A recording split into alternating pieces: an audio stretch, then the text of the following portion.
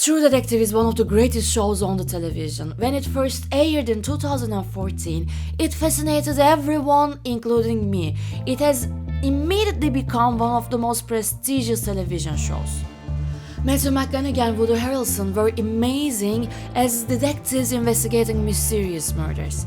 But the real strength of the show came from its ability to give logical answers to spiritual questions. There were horrible murders, and the topics about these murders were dancing around religion, mythic creatures, and belief. However, the show could show that human nature was dark enough to create evil outcomes. True Detective is an anthology series. It means that in every season there is different storyline with different detectives. However, the following 2 seasons after the very first one didn't create that much of a thrill. They were not that successful. Until the last season, True Detective Night Country has arrived. Night Country has become one of the most watched seasons of the show. However, despite that, it has been also criticized very harshly after the finale, and the criticisms were centering around mostly that it was not drawing a thick line between the reality and the spirituality. However, I do believe that the roots in the scientific and psychological background of the murders in the Night Country are stronger than the metaphysical implications. Actually, it is a trick done by the showrunner of True Detective Night Country, Issa López. Actually, the creator of the True Detective show is Nick Pizzolatto. He was also the showrunner of the very first seasons. However, his contract with HBO ended after the 3rd season, and HBO commissioned Mexican director Issa López to create and direct the 4th season of True Detective. And Issa López is someone who loves to add magical elements to the stories that she tells, even if the stories are about terrible, harsh realities of life. For example, we can talk about her movie Tigers Are Not Afraid. That movie is about Mexico's horrible drug war, and it is told from the perspective of the kids who lost their parents to this awful conflict. Despite the tragedy in the background, Lopez adds ghosts and supernatural elements to the movie. Now let's go back to True Detective Night Country. In this season, there are 2 detectives, Liz Danvers and Evangelina Navarro, and we watch them working together to solve some murders that happened in the Salal research station. And the tension also comes from their own relationship, because Liz Danvers and Evangelina Navarro, apparently they have a complicated relationship and background. It is also an important element in the series. The scientists who are dead are found out in the snow, dead, naked with shocked faces. And some evidence at the research station lead our detectives to a cold case. The murder of a native woman called Annie Kotak, who was killed 6 years ago while she was involved in the protests against the local mine.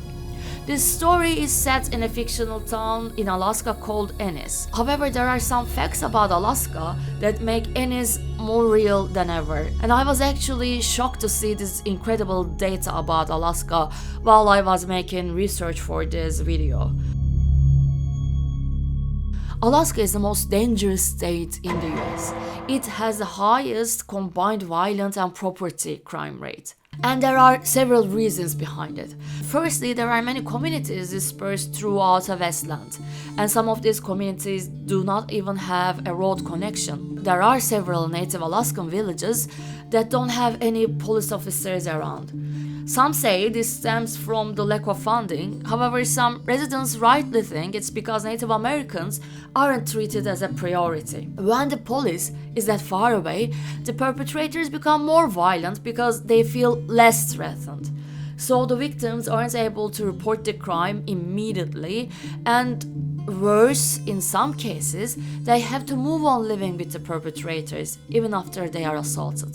One rape survivor I met, and whose identity I'm protecting, still fears those dark nights.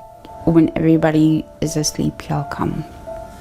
And I knew, and I would wait, and I'd try to cover myself up. I slept in my clothing, and no matter how uncomfortable things got, I had to find ways to protect myself.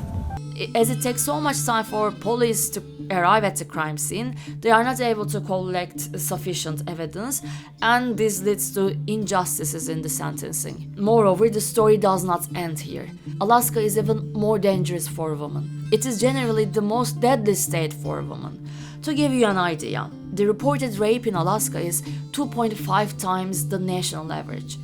Over half of the Native women experience some sort of sexual or domestic violence in their lifetimes. The numbers would suggest that Alaska is a dangerous state for women. A study in 2016 actually found it the most dangerous state in America, and I think it is particularly for women in rural areas where law enforcement isn't readily accessible. That's the reason showrunner Issa López centers her story around the murder of Native woman Annie Kotak. In the series, detectives Danvers and Evangelina Navarro, they work so hard to find justice for Annie. And now I will give you an example from real life.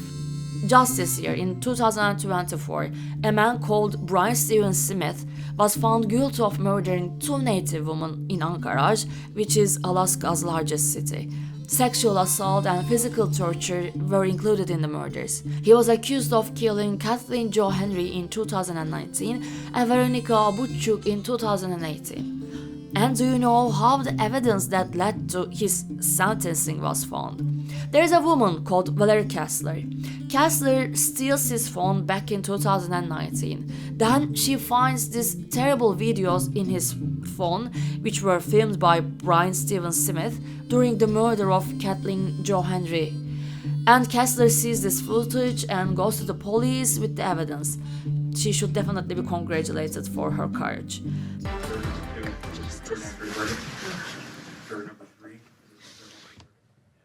They're at peace now. That's the most important, and for me, her sister Veronica's sister, and Kathleen's family.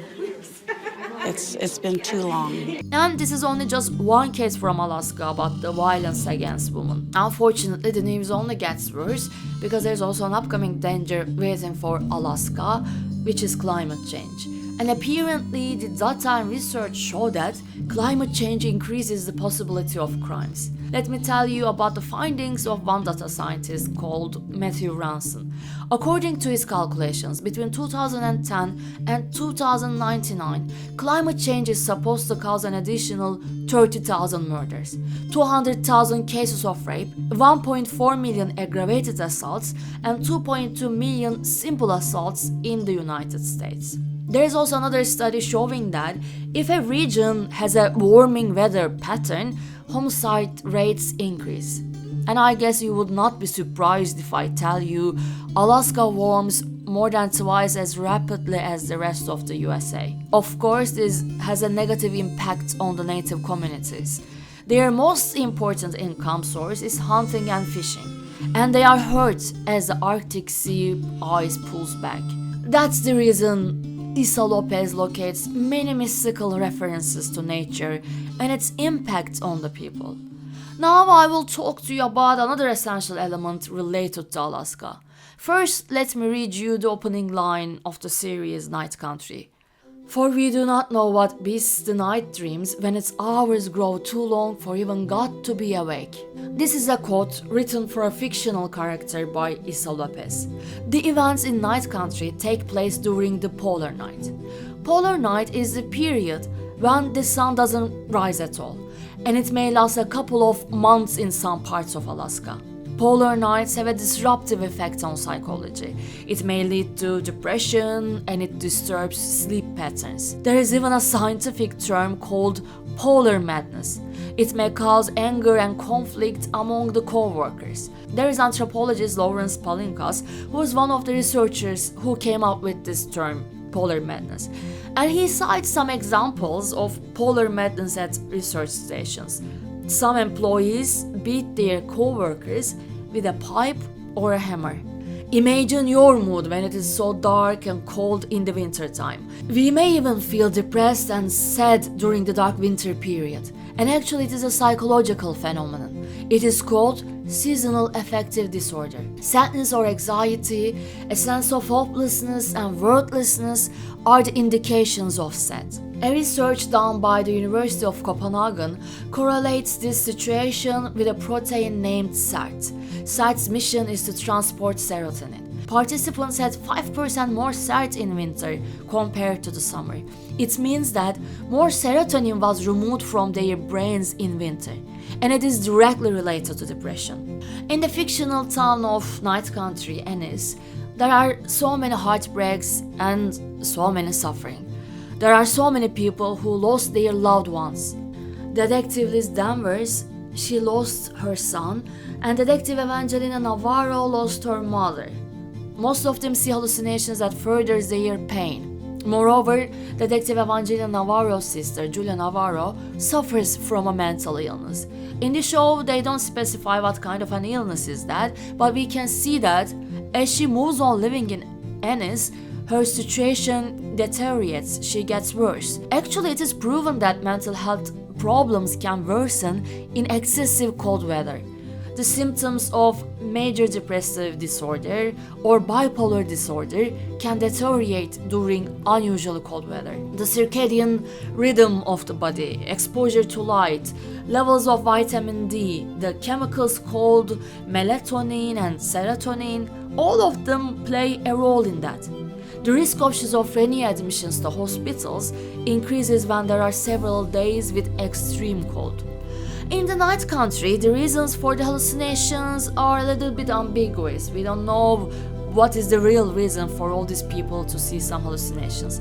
However, in real life, hallucinations mostly happen when there is a psychosis-related disorder, especially schizophrenia. But substance use, neurological conditions, or hypothermia, which means low body temperature, may also cause hallucinations. We have to admit, Alaska is a very harsh place to live in. That's the reason in the show it is all the time stressed that people may leave Alaska soon after they arrive. Sometimes people who want to erase their trek come to Alaska. These rough conditions increase alcohol use, and alcohol use causes more violence. Or vice versa. It is a chicken or the egg situation, to be honest. Consequently, there are some restrictions on alcohol sale in some parts of Alaska. While watching The Night Country, we feel the eeriness and the oddness of Ennis. I don't know which scenes you find more disturbing, but for me the ones with the one-eyed polar bear were really horrible. That is also related to one native Alaskan mythology story. However, I will not get into that in this video. But we don't have to go to some other mysterious universe. There is already enough evil and bad in this world. But there is also beauty in every kind of awful situation. There is a beautiful article in NPR, an American media organization.